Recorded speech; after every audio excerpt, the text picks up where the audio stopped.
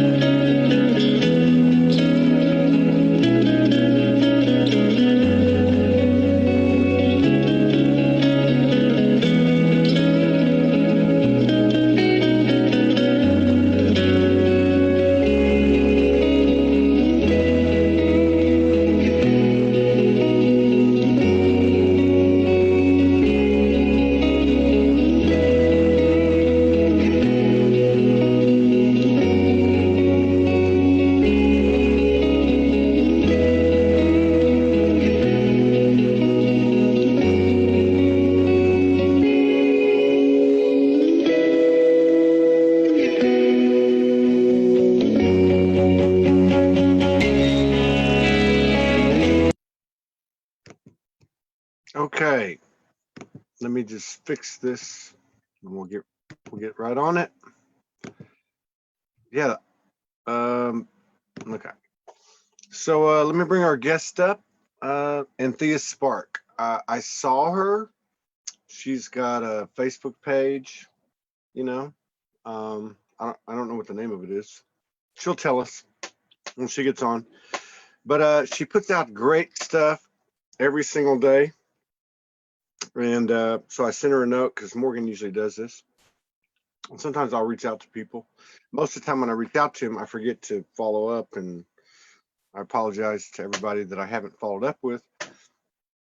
But if I've contacted you and then you wanted to come on and I hadn't got back with you, you probably need to talk to Morgan because I haven't gotten it to her. Anyway, this one I was able to get to her, and I'm really excited to be ending this day with our 5th broadcast. She's from Australia, and so this ought to be really good. So I'm excited about it. I'm a little bit tired, but we're going to figure this out. Hang on, let me. Oh, wait, you're on. Can you hear me? Hi. Yes, I Oh, can. what's going on? It's a pleasure to meet you. Thanks Pleasure for to putting meet up you with too. me. Yeah, pleasure to meet you too. Thanks for having me on your show. Yeah, absolutely. You, I don't even know how I found you, but I don't even know how that works. But you put out just, I share like 30, probably 30 posts, give or take 10 a day to the Soulogy group, and then sometimes the SoulogyOneStudios page. And so I started stealing your stuff. That's okay. But Steal away. well, yeah, it's a free universe, right? Yeah. So yeah, so I really liked your frequency, and yeah, and I thought, well, let me ask her if she wants to come on, and yeah, here we are. So thank you so much for honoring us with your presence and sharing space with us today. My Really, pleasure. Thanks for having me. we this is like we're almost at 1,800 episodes of this show, and I used to always ask people, when did you wake up? And I don't do it so much anymore, but since you're new and you have such a really, I don't know how to describe your frequency. Your frequency is funny. I mean, I'm going off of your posts. I mean, you've got wisdom, really raw, transparent, and just real, and you're funny.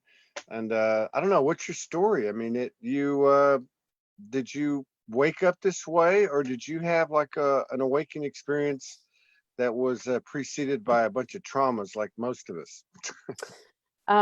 Yeah, bit of both. When I was 15, I remember going through that the troubled teen years, and I remember buying my first deck of angel cards, and I would sit in my room and give myself readings, and that is what soothed me more than anything else. No. And then I started reading books by Louise Hay and Wayne Dyer, So You Can Heal Your Life and Real Magic, and that's when I started to kind of explore all of that kind of stuff.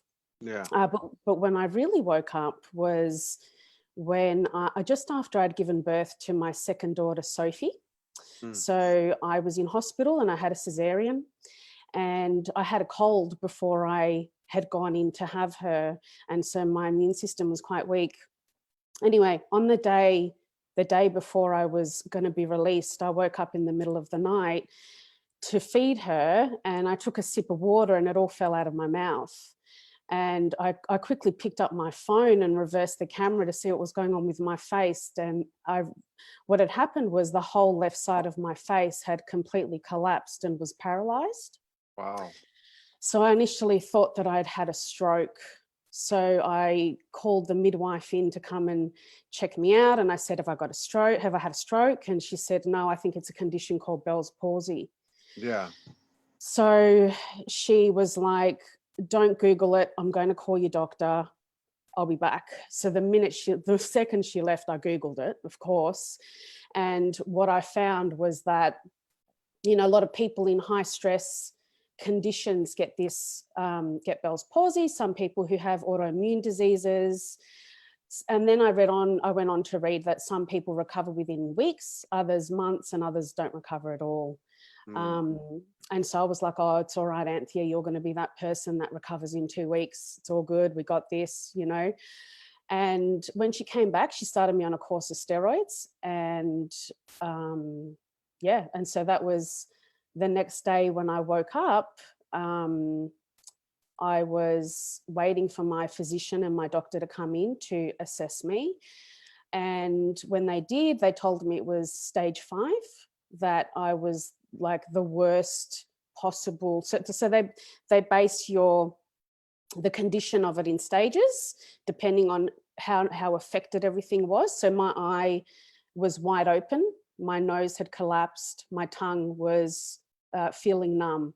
So they're the things that they assess you on. So for me, I was stage 5. I was told, the physician told me, if I wanted him to, he could sew my eye shut to prevent it from being damaged, and that I had to go get a brain scan to rule out tumours.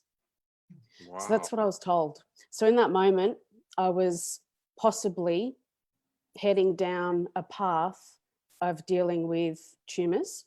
I just had a baby, and I had a 20-month-old at the time as well.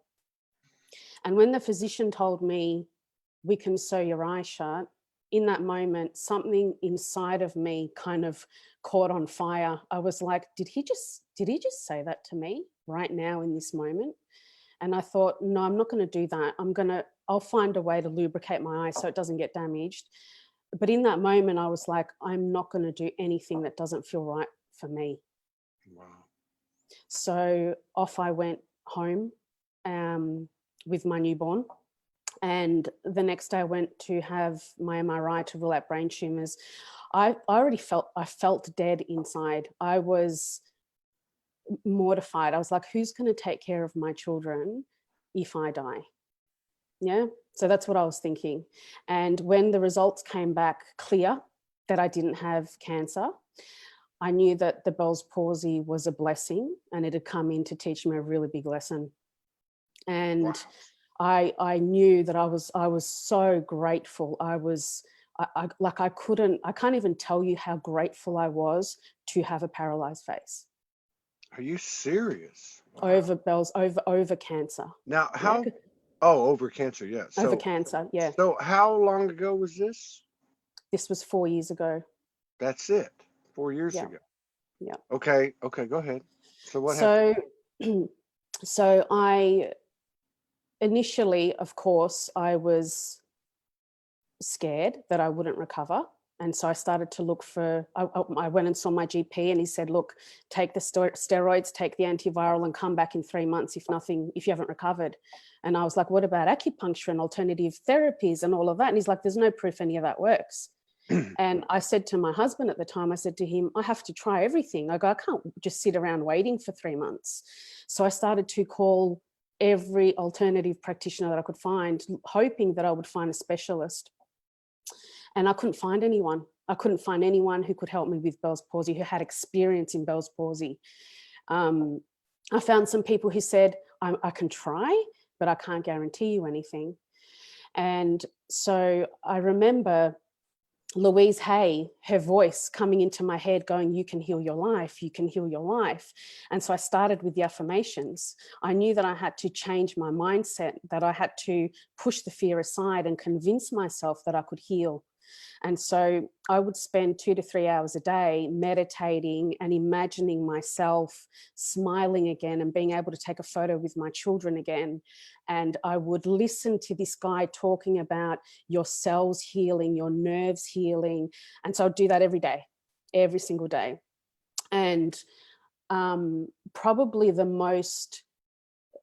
moment that really shook me beyond anything else was when my 20-month-old daughter, she came up to me one day and she just stroked my face. She just went like this.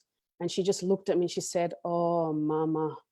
And it was in that, "Oh, mama," that she said, she was like, what her energy that she gave me, it was like, what have you done to yourself? Wow. Yeah. And then she started only using half of her face. She started smiling with only half of her face, talking with half of her face.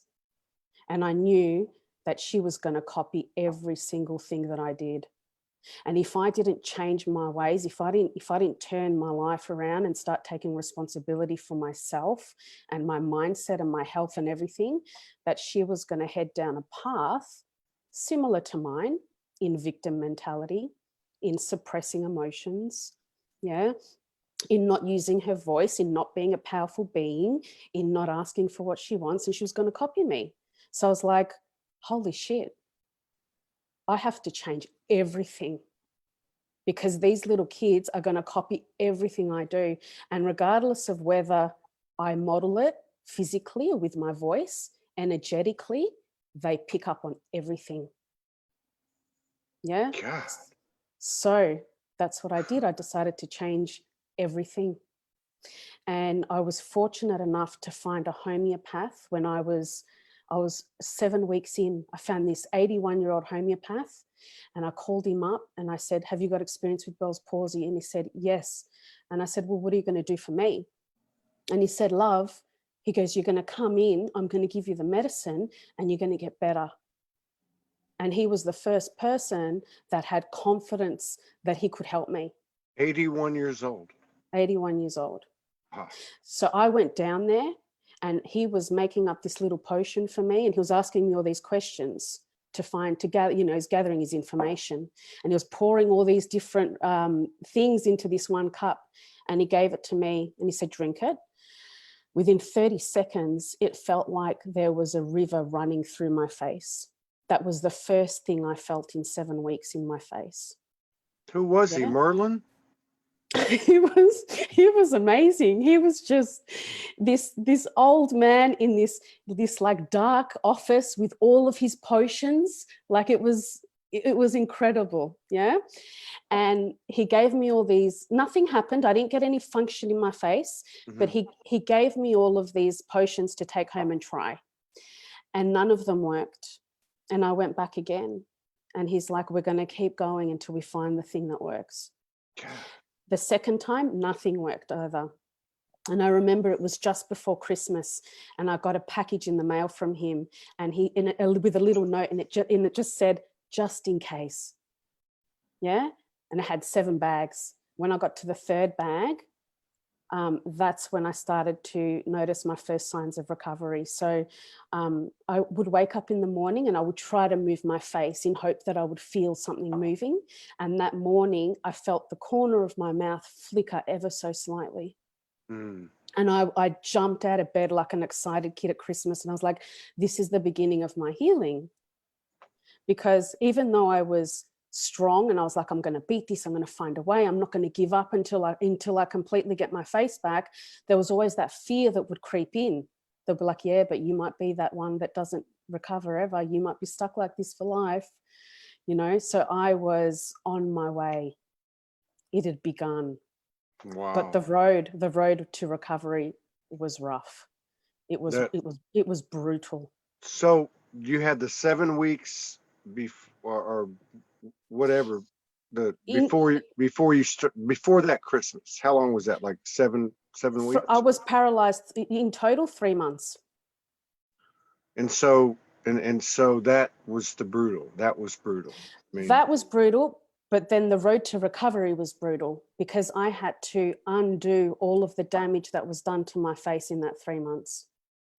Yeah. you mean like So, like muscles atrophied and that type of, so yeah, you had, yeah, fibrosis. So because my face was paralyzed for so long, things began to fuse together. wow. Yeah. So I had excruciating pain. I couldn't go out in the cold. Like I wouldn't know if it was going to be a windy day because I would wake up in severe pain. Mm. Yeah. And the fluid that like flows through our body and goes down our neck and all of that, nothing, it was all trapped. It was all blocked. God. And so I had to just deal with it. My face was doing all sorts of things. Now, most people, when they're recovering from Bell's palsy, they go and have surgery. They have Botox. They do not allow themselves time for their face and the nerves to heal. And you just have to ride the waves. And so, as you can see now, I'm wiping my eye because it's watering. It's one of my kind of things that happens when I'm still when I see new signs of healing. I get a watering eye and then I get more healing afterwards. So I started to see I found this acupuncturist and I call him my Mr. Miyagi because he wouldn't just do acupuncture on me, he smashed my mindset.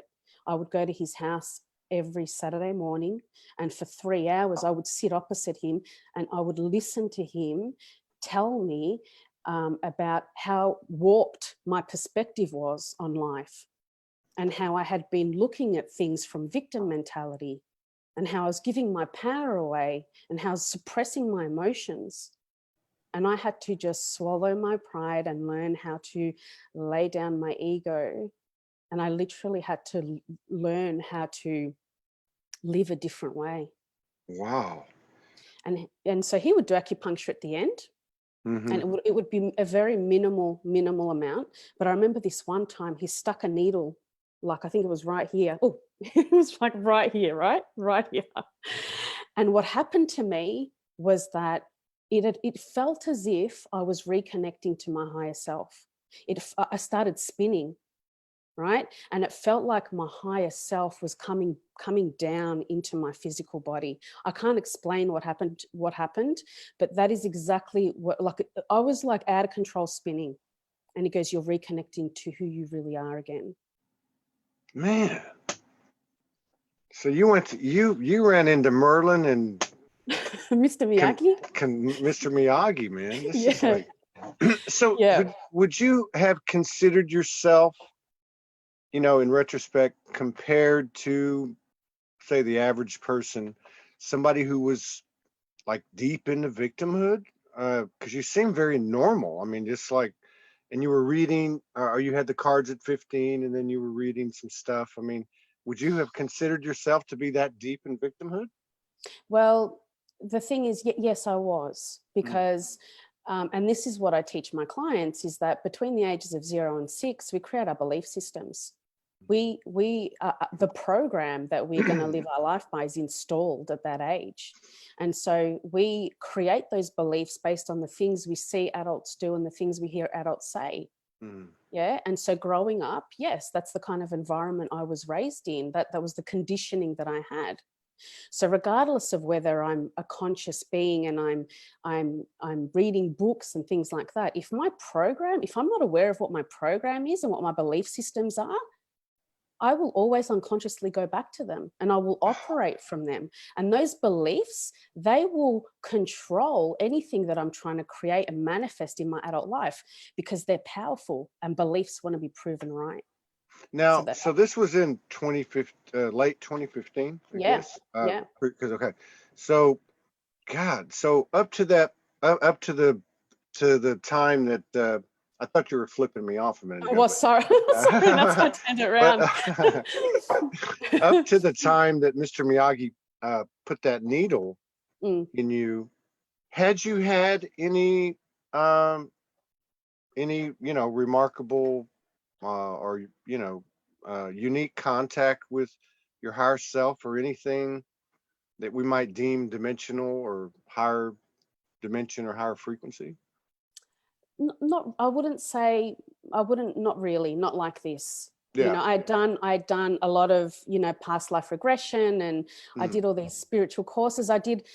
Well, actually, I did a course with Doreen Virtue and Stephen Farmer, Mm-hmm. and it was a mediumship course. And it was Mm-hmm. during that I had this, there was a little bit of that, but it Mm-hmm. wasn't as profound as what I've experienced in the last 4 years. So when that happened, when he stuck that in your finger, was it more of just a knowing and a feeling, or did you actually start to hear more clearly, directly? Yeah, I did. Because after that, I was like, this is what I have to do. This is how I have to help people. I have to help Wow. people that I have to help people understand that they can convince themselves that they can get better. Wow. That the power of the mind, it can make you sick and it can make you well, and you can become whoever you want to become when you can like control your thoughts, when you understand your beliefs, right? And that's when it all became clear, because I had done 4 years of, I studied to become a soul-centered psychotherapist, and that was based on the philosophies of Carl Jung. Okay. Yeah. So And now this was before 2015. that was way before I had kids. So you were looking at the shadow and Yep. looking at inner work, Yep. and I guess you must have applied some of it. You would have had to. I did, but I think that when I got married, and I had Mm, kids, and I kind of like, I was in a bit of a, I was really happy, and I wasn't really into all of that stuff. I had to have yeah, a break from that because it was so intense and deep, yeah, you yeah, know. yeah. So I did. I took a break from it. I kind of fell So then you, asleep a so little then you bit. got a swift kick in the ass, and Yeah. I even hate to make a joke about it because that's an incredible story to think that you have a newborn baby and an awake 20-month-old that came and did that to your face, Mm. and then you're married at the time, I guess, and so from 2016, 2017, 2018, 2019.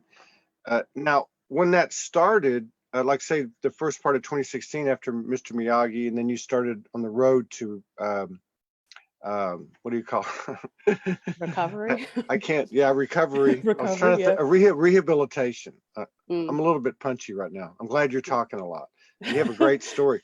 But Thank so, you. were you already working with people as a counselor or anything? No. No, I was a stay-at-home mum. Okay. So Yeah. you went from really being, I mean, this is like the divine feminine energy, energetic journey, isn't it? Like you're a stay-at-home mom, so it means you're dependent on your husband. You got these two kids, your health is where it was, and now your higher self steps in. And so what happened from there? Did you immediately know you were going to be working with people? Did you go to work on developing a relationship with your higher self? I mean, this is a great story because there's a lot of people waking up this very same way right now. Yeah. Um, yeah, I did. I began to realize that the relationship that I had with myself was by far the most important one, Yeah. and that I needed to really love and accept myself if I was ever going to be able to help others. And this was really embedded into us when I studied psychotherapy, because Mhm. Carl Jung, he that quote, the wounded healer, Mhm. yeah, he says that if you do not heal those things within you, you will not be able to help people when they come to see you, because naturally what we do is we attract people who have the same wounds as us. Mm. Yeah, because we are the ones who can help them through the wound, because we understand the wound. It's not because we read it in a textbook and we got the knowledge. It's because we have lived Yeah. through, we own that wound. And so for Mm. me, it was like, I have to own my wounds. I have Yeah. to really take responsibility for these and understand them so I can support people. And that's what I did. I started taking responsibility for myself and my life and the past and all of that. Now, did you And start did you start doing like uh a lot of work isolated alone, or like, just processes or modalities? Did you develop something or I did. utilize something that you had been shown, Yeah. and go to work every day? I mean, Yeah, so a lot of in my work, so the way that I started was that I came up with a course, and I started to my idea was that I was going to help people with Bell's palsy. Yeah, I was going to help them heal from Bell's palsy. That was the plan. But when I reached out to people with Bell's palsy, a lot of them, they weren't there. Their level of consciousness was somewhere else. yeah. So I couldn't reach them, right? I couldn't help them. So I just started to help people who wanted my help. And as time went on, I was like, okay, I'm going to work with people who are ready to do the work. Yeah, I'm going to work with people who are like ready to commit and like thrive. And I didn't want to work with people who had alcohol, substance abuse, who had been abused in childhood, who'd been sexually abused as adults. I didn't want to work with any of those people. I had a different ideas, right? But as I began to release control, and as I allowed this journey to unfold before me, I was just open. I opened up and I said to the angels, I said, send me the people who need me. Mm. And all of the people who would come were people with inner child wounds. Yeah. And as I began to help them, I realized that was by far the best way that I could help people. And then I would have people who would come to me with relationship wounds, issues in their relationships, which were all directly linked to the beliefs they created as children. Yeah. Again, inner child wounds, right? Yeah. And so I created a guided meditation. It's a process where I take people back to their younger self, and I teach them how to give them love and compassion and all of the things that they needed as a child that they didn't get after the trauma. So what we're doing here is we're essentially tricking the brain to believe that something different happened after the event of the trauma. Yeah, that person was now receiving love and support and whatever it is that they always needed. And so the inner child begins to feel happy and supported, and it removes the memory of stress from the body. So it's ongoing work. There's a lot of things that come after that, but everyone who has experienced that has had quite a profound transformation. Wow. And when then, did you start taking clients? Was it in 2016 in that first year, or was it so it was late 2016. late 2016? So this Yeah. this is great information for people, not just if they want to be a practitioner or that's where they're being led, but just your whole recovery, and awakening, and then applying that the guidance of that inner voice. That's Yeah. really what it is. I think people that come on this show, I mean, I think all of us that are here, all the crazy Yeah. people, Yeah. that Yeah. we followed that inner voice. And yeah, that's fascinating. And so I'm just curious, and again, it's and I actually feel like I have to ask you this, but just as because so much of what we go through in this process that you just you know so perfectly described in your own experience is like the human part of us. It's like, half the time we're going, what the hell's going on? And I can't get up and do this today. And of course, I would imagine that you had a little more motivation having those two little kids there. But so, I mean, like, was it always a consistent ascending slope, or did you have times when you just wanted to pull your hair out? And did you have the things that other people had, which was basically, hey, you're crazy, your family disowns you, maybe relationships breaking up and being estranged from friends and family, and being displaced from homes and things like that? Did you have all that happen as well Yeah. as you were expanding? I sure did. Yeah, I did. And I'm no longer married.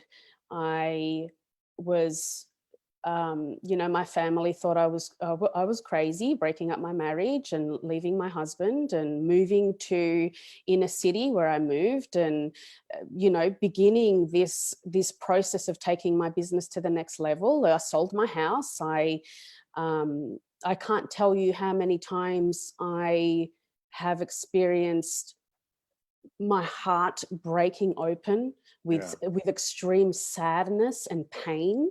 I've experienced it all. You know, the thing is when you begin to empty out your cup, right? And this is the thing about spirituality. If you want to go higher, if you want to ascend higher, first you've got to deal with this part. Yeah, you've got to empty out the cup. You've got to deal with your physical body and your emotional body. And so as I began emptying out my cup, and I took responsibility instead of blaming, I felt my emotions instead of suppressing them. Yeah, I really, really allowed myself to go deep into sorrow and grief so that I understood how to come out of it so I could help my clients. That's when I got to, underneath all that is the happy memories of the good times. And that is by far, it's so much more difficult to remember the good times than to be angry at someone. Because all that you're left with are these beautiful memories of when you were once so happy. Yeah. Wow. But I believe that this is a part of the ascension process. Yeah. And it's a part, it helps you become more humble, and it helps you forgive people, and it helps you forgive yourself. And as hard as that is all a part of becoming who you really are, and reaching higher dimensions and raising your frequency. And you know, it's all about having integrity.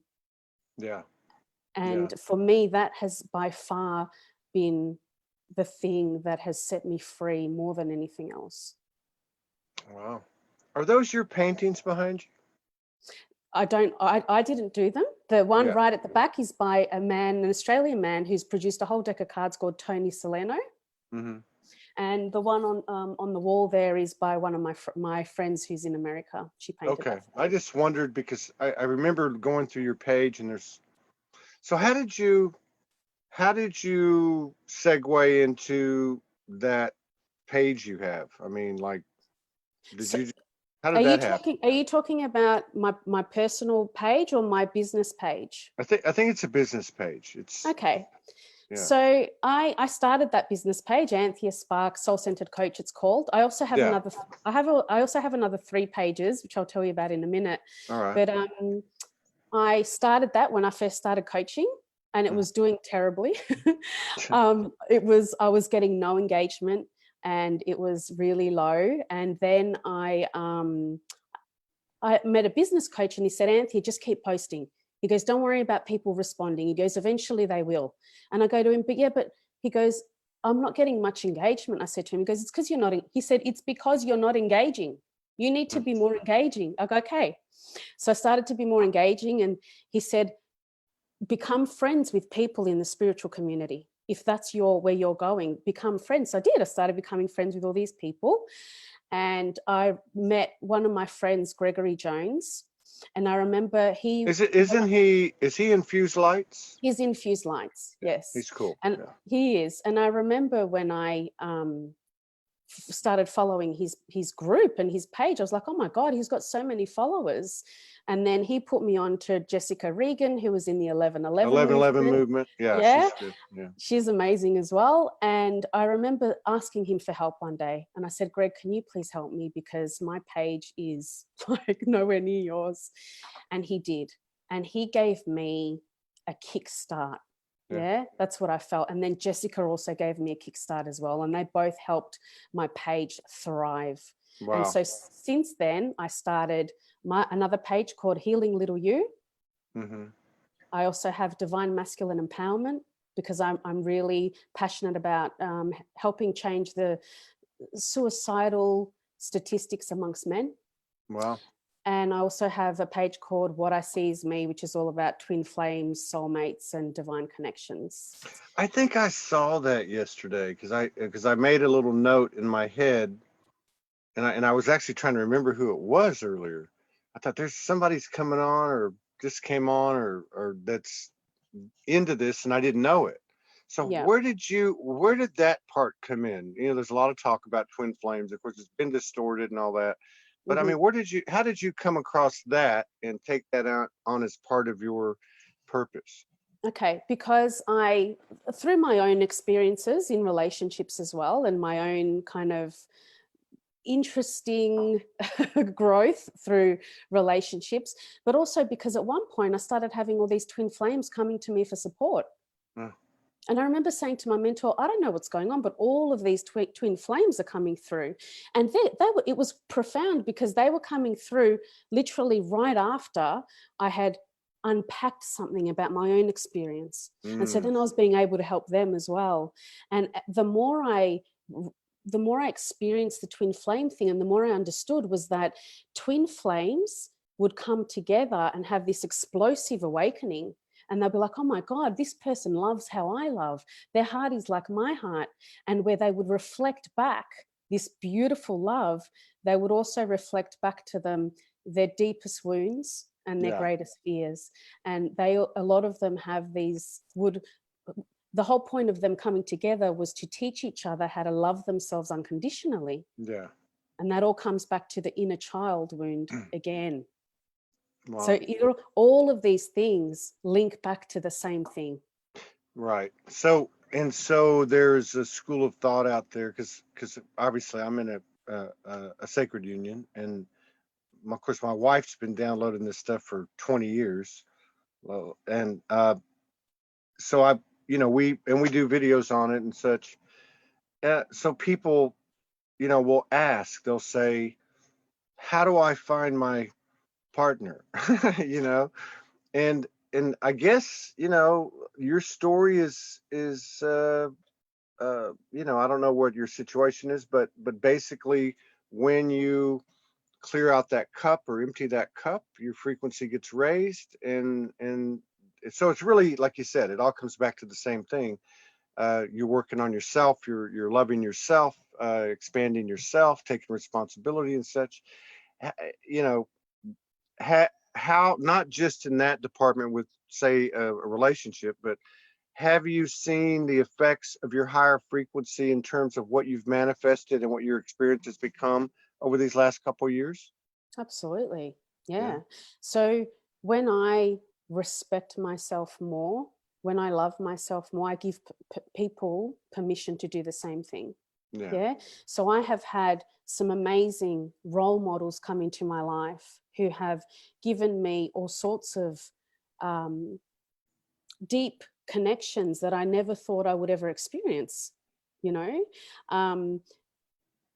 Life becomes easier because I don't have to struggle for anything. Whatever I need somehow magically comes before me. People give the way that I give. Yeah. People, because the thing is too, is that we have to open up to receiving. Yeah. And, usually everything we want is just on the outside of that door, the door to receiving. And we have to be brave enough to open that door. And when we do, it actually makes us better givers. Yeah, that's true. As well. And That's true. So what I have found is that my life has become easier, and I trust. The more I got to know myself, the more I emptied the cup, the more I loved myself, the more I trusted myself. And so now I just trust that everything's going to be okay.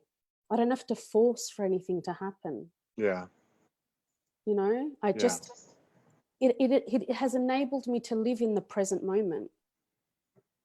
Yeah. It has enabled me to really sit down with my children and look into their eyes and be there in the present moment with them. And I think that's the goal eventually, is to just be in the present moment, not in the past, not in the future, So, yeah. So, and what kind of role has these children? Are incredible.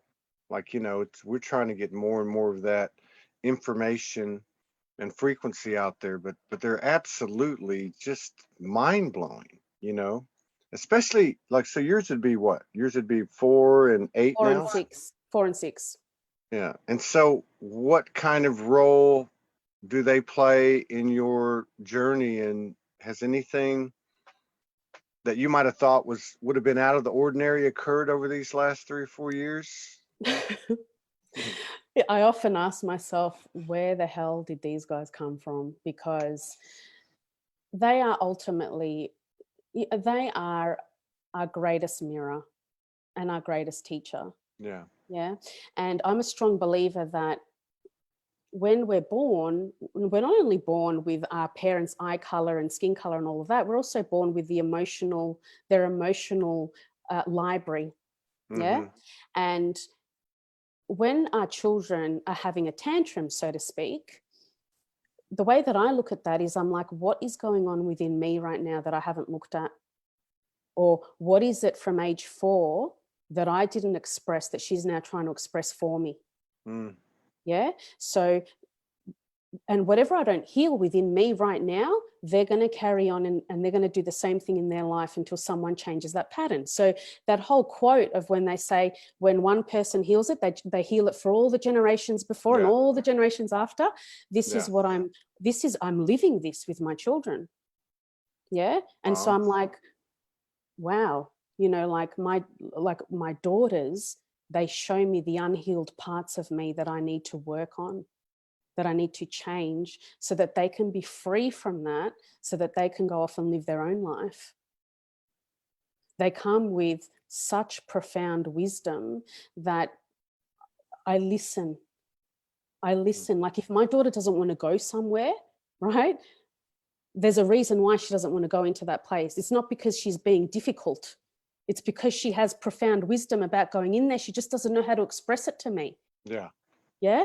And so sometimes she takes me places and I'm like, all right, we'll go this way and we'll find a beautiful gift. Yeah. You know? This is what's happening. It's like and it's not regular forms of communication, like you said. We talked about it today with Martin McNichol. Yeah. Uh, And we telepathically communicate. Like my 6-year-old, she's like, I dropped her off.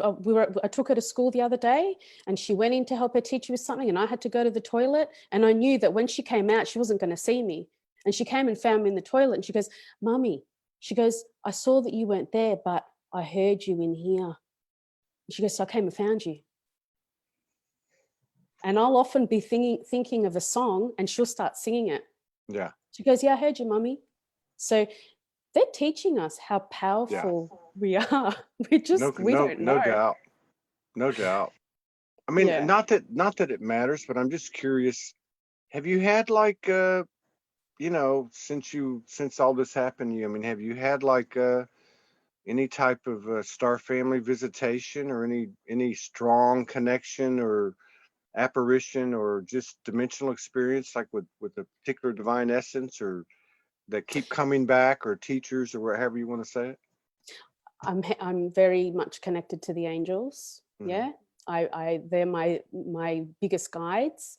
I pray to them a lot, but also in 2018, right after the 11/11 global awakening, I remember going to sleep one night, and I was extremely tired, and I thought, oh my God, if I fall asleep now and someone could just break in, and I reckon I would be dead to the world. I wouldn't hear a thing.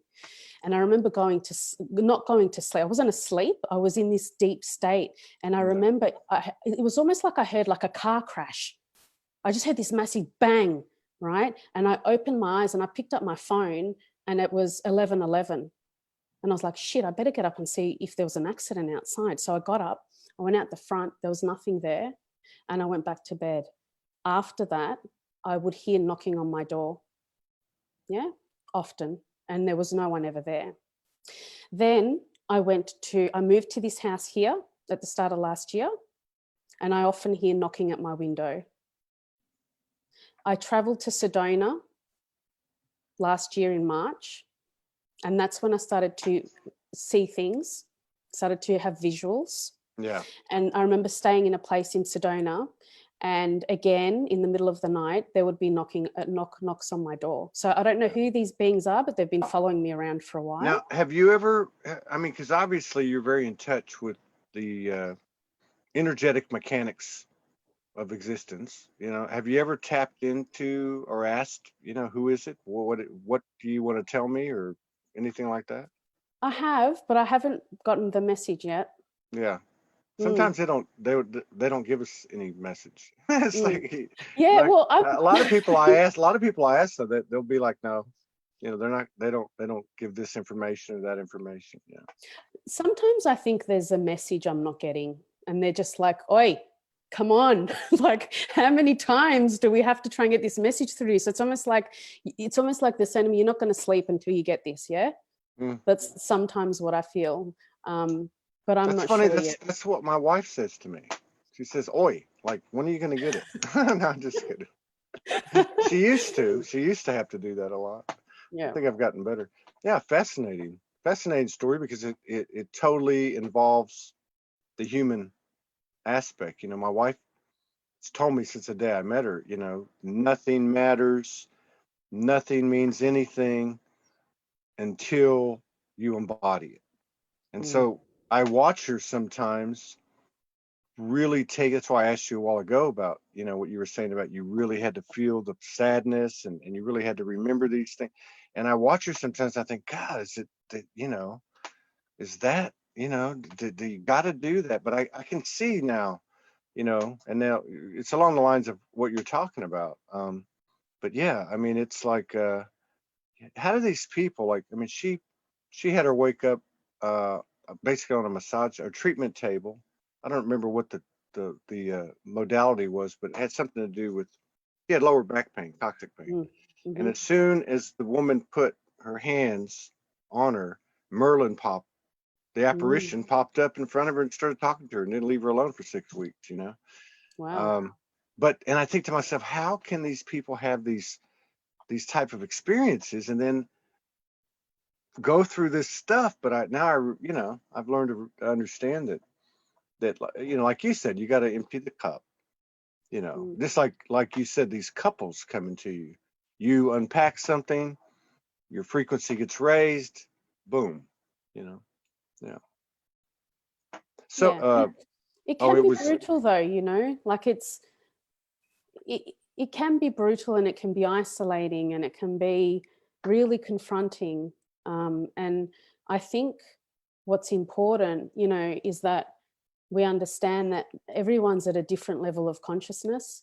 yeah, And often we judge others because yeah, they feed into fear, or they are doing other things that yeah, we've kind of moved past. But I think if we're all to become more united, we just have to accept and send love to everyone at their different levels of consciousness, yeah, because we're not all the same. because that's right. Yeah. Because nobody's walking on water right now, are they? You know, No. but it's Yeah. very true. It's very true, and I know I'm as guilty as anybody. But for everything that we look at somebody else and go, oh my God, they're not awake, there's something we're totally stupid about. I mean, we just don't see it. But Mm. the other thing I find interesting about your story and your work is the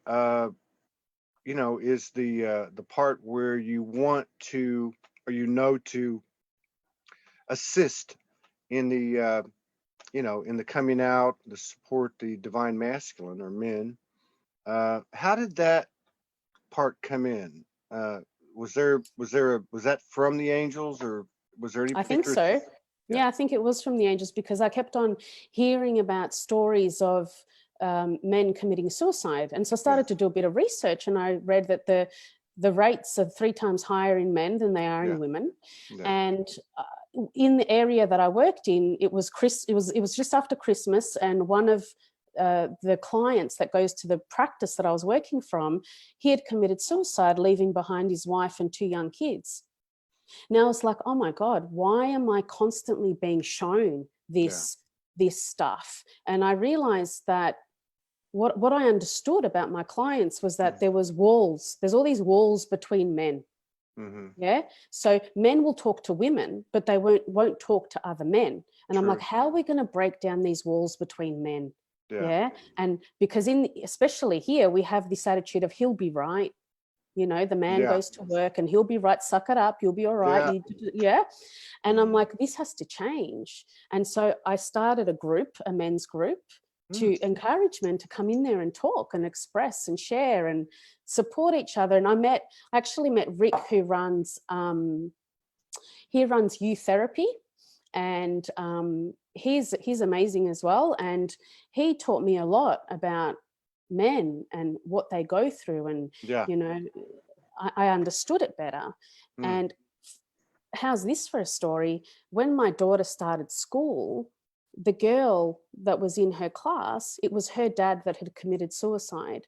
So one Oh, of her wow. friends, it was her dad that had committed suicide in this area, and that was confirmation to me that I need to continue this. And I don't Yeah. know how. I still don't know how I'm going to help men, but I'm trying. I'm trying to find a Yeah. way to do it. Wow. Yeah. So Mm. many things to talk about. Um, no, it's really fascinating. And it's a fresh story. It's good to hear, and it's a yeah, well lived. You know, big props to you. Thank you. Yeah, kids. I mean, they coming back from that condition. I mean, that's God, that's I can't even imagine how to get up out of bed every day. I, mm, I, Yeah, I was hiding. I stayed at home for 3 months. I only left the house if I had to go to an appointment. And I yeah, was like, I'm going to use this time yeah, to be with my kids, you yeah, know? and Mm. yourself, right? I Yeah. mean, universal isolation. Sometimes it comes by force.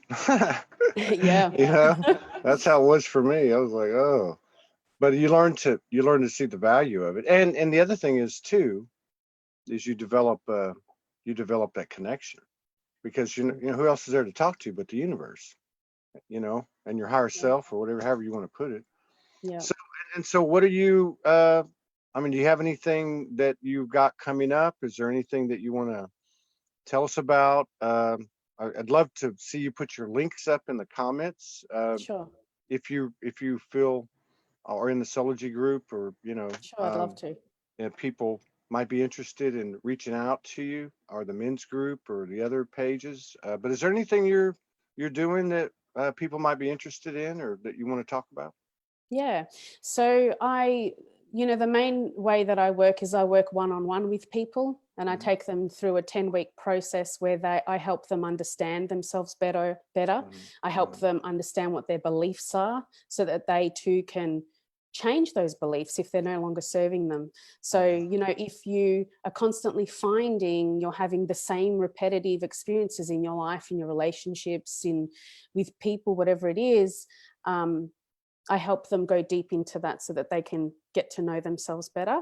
And Yeah. I've also got a program coming up where it's like a group workshop, a group lesson, where I help people go through everything that I do on a one-on-one basis, but it's in a group and it's a slower process. And it's really for anyone who actually wants to take the journey within and Yeah. begin to unpack, like in the way that I described it. So it's Yeah. literally everything that I've experienced, and I've put it into a program. Um, but a lot of the stuff that uh, I have that's a free resource is in Healing Little You, my group Healing Little You. I Hmm. have a whole bunch of guided meditations and lives where I help people heal their inner child. Oh, so you do lives? I do lives. I haven't been doing that many lately, but Hmm. in 2018, I did a whole Hmm. bunch of them and a whole bunch of guided Yeah. meditations and things like that. But yeah, the plan is to be more visible and do more videos on Yeah. Facebook and YouTube and all that. Yeah. Do you yeah, just a couple more questions before we conclude. But I mean, do Sure. you ever get like what you would consider collective information or collective intel or what energies are present collectively, that type of stuff? Yes. Yes. I have a lady that I work closely with who we kind of mentor each other. We're on the Mm. same page spiritually, energetically, and we feel like we get this collective information, and it comes through in such a powerful way. um, and it always comes out in my work. Okay. Yeah, so I post about it, Oh, and I okay. do it. I try to do it in a way where it's understandable, Yeah. if you know what I mean. Yeah. Yeah, because I think there's a bridge that we need to work on to help people Yeah. understand about that collective energy. What part of Australia you in? I'm in Melbourne. Oh, you're in Melbourne. That's Yeah. where my wife was born. Yeah. Oh, wow. We have a pretty strong following in Melbourne. Yeah. For the size of the city it is, yeah, I think it's like Mm. 6th or 7th in, in the Yeah. demographics. Yeah, Australia's just in general, Sydney, Melbourne, Adelaide, um, Mm. Queensland. Yeah, they Yeah. all they all I have have. quite a big following in the States. Oh yeah, Yeah. Yeah. So I'm hoping soon I'll be coming over there and running some of my workshops. all right. Yeah, Yeah. very cool. Mm. So yeah, that's very cool. And yeah, I'd love to collaborate with you again down the road if you're Sure. open to it. And Absolutely. I'd love to. just explore explore more of it. And if you have anyone, you mentioned a couple of people, but so I can mix, I can mix with my agenda is to get as many people. Our agenda is to get new people, new faces on here to share their stories, just like you did. Mhm. So if like that gentleman you were talking about, or Rick anyone else, Everett. Yeah. yeah, it, Yeah. I if, will. I'll if put you in touch with him. yeah, just let Morgan know. Don't tell me. Oh, okay. 'Cause I'm Okay. surprised you even ended up getting on here, because I have this bad habit of like reaching out to people and yeah, I'll come on. I'd be love to come on. Then it gets buried in messages. Okay. But It was meant to be. well, I really did. You were more in my head because where do you get all these memes at? I mean, I'm really good at finding them, but you're like the stuff I find on your page, nobody has. I don't know where you get them. Don't tell Oh, me, well, I and can't give everybody you will my know. secrets, can I? Yeah, exactly right. So, yeah, well, best to you and your beautiful children and all your loved ones. And thank you for coming on and sharing space with us and honoring us with your presence. And, you know, just if you would put your links so people can get in touch with you, in the comments and or in the Soulogy group. It's a great place to put that kind of stuff out there. So, all right. Sure, I will. Yeah, thank you so much for having me on your show, and thank you for like dedicating your time to help raise awareness and support people. You're Yeah, doing a great thing. you're very welcome. And we're all on the same team. So Yeah, everybody's got to bring their piece of the puzzle. But yeah, you're very welcome. And thank you very much. It was nice meeting you. nice to meet Peace you out. too, Todd. Mwah. Thank All you. right. Thanks, Take everyone. care. All right. Bye Bye. bye.